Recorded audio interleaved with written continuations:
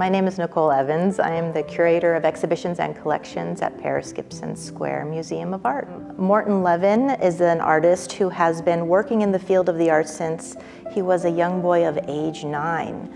So around 1933, I would say, was the beginning of his career as an artist. This exhibition celebrates the life of an amazing master artist who recently passed away in 2020, thus the reason why we call it a Centennial Celebration in 2023. Morton Levin was introduced to the museum through his amazing widow, muse, partner in crime and business, Ilana Zrimzek. She and Morton shared a home in Butte, and they shared joint homes in between Butte and San Francisco. And San Francisco is where they spent the majority of their lives together after being married for over 40 years. So the exhibit of Morton's work is not only showing a visual history of his work, but it's also telling the personal life story of an individual. A boy in his house, drawing his mother, asking his mother to pose for him, looking at his bedroom, knowing that, that this bedroom is a safe space for him, a space within his family's home. So what we have at the end of this World War II period is a collection of very detailed war drawings that serve as records of his time there, as well as very personal, interesting documents of a soldier's time at war. After Morton left Europe, he was then sent to Japan, and luckily he survived that experience and was sent home as well. And he wanted to continue his work in the arts, so he used his GI Bill to finish university in the arts, and then, of course, like every young artist at that time in the 50s, was to move to France. He studied with many important European artists, including André Lotte, a Cubist painter. And he learned different methods of creating work and styles. He had his exhibitions in Paris, and he also met his first wife, where he had his first child as well. So as Morton's career developed over time, he also started working in advertising, and when that no longer worked for him and it was something that came to a conclusion in his life and family, he decided that it was a good time to move with his brother to San Francisco, and they would open the Winston Gallery in the early 1970s, about 1971.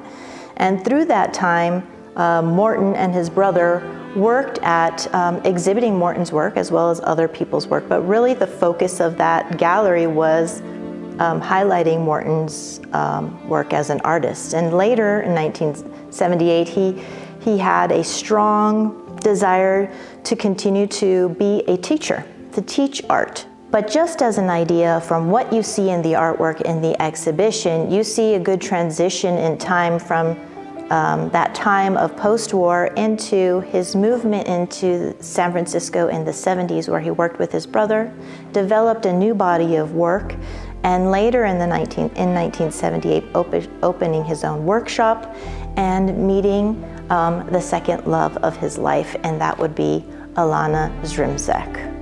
When we look at this large picture here, we see mythological creatures, and one of them is the standard centaur. And the centaur is outreaching his arms to grab hold of this character which Morton invented, called the Luna moth. And what's important to know about this large painting is that this painting was actually created on paper. It was created in an action at a gathering of friends and drawn and painted in the moment.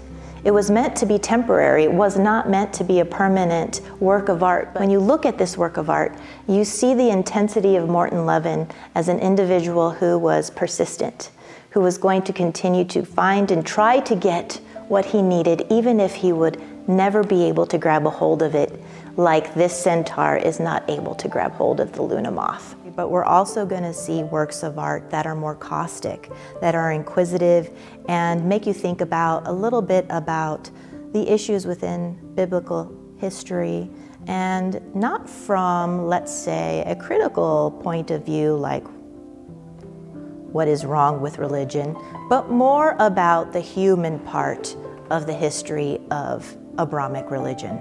And because he was so skilled in the arts, he was able to use wood blocks as well in these works that you see here to depict that angst, passion, anger through the line that was cut into the board.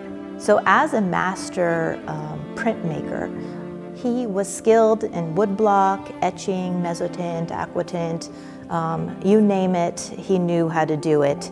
And not only was he able to manage it, he was able to do it masterfully. He was able to create some of the most dynamic compositions that are reminiscent of the history of art. So when we're looking at these works of art, we see his reference to Goya, we see his reference to Daumier, we see his reference to Northern Renaissance artists.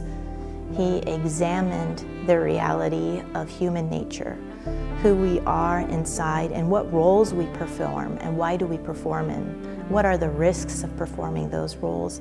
And in his series of professions, we see that inquiry.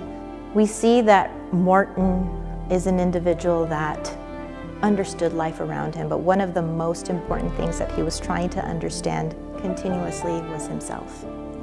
Who was he as an artist? Who was he as a person? And because of that, he has a large body of work dedicated to himself.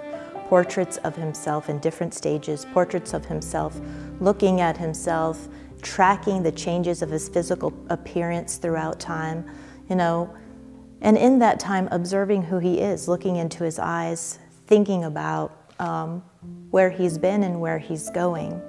And there's nothing more interesting than to look at an artist in his eyes through his own portrait. And one of these interesting juxtapositions is one of these paintings here in oil at a later stage of his life where he then colored his hair orange, and that's something that we know we can place him in time, accompanied by an etching that puts him next to a donkey, right? And this is the artist and critic. And we're seeing the artist painting, and we see this donkey who's over his shoulder criticizing his work, you know. The donkey being, who's the donkey? Is that somebody else? Is that himself?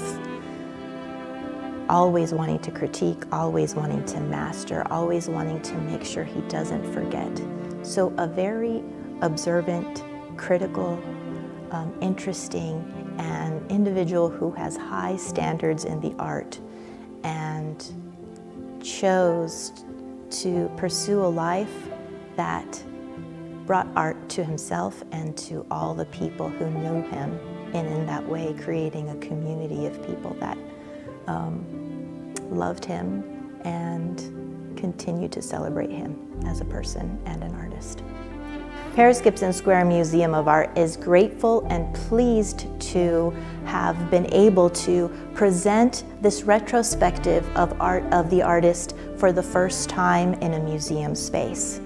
And what's wonderful is to know that from Paris Gibson Square Museum of Art, Il Maestro will travel to the National Veterans Art Museum in Chicago in 2024 and will continue a cycle of traveling to different institutions here in Montana in 2026. We are grateful and honored to have him here, and we hope that you have enjoyed his presence in the institution.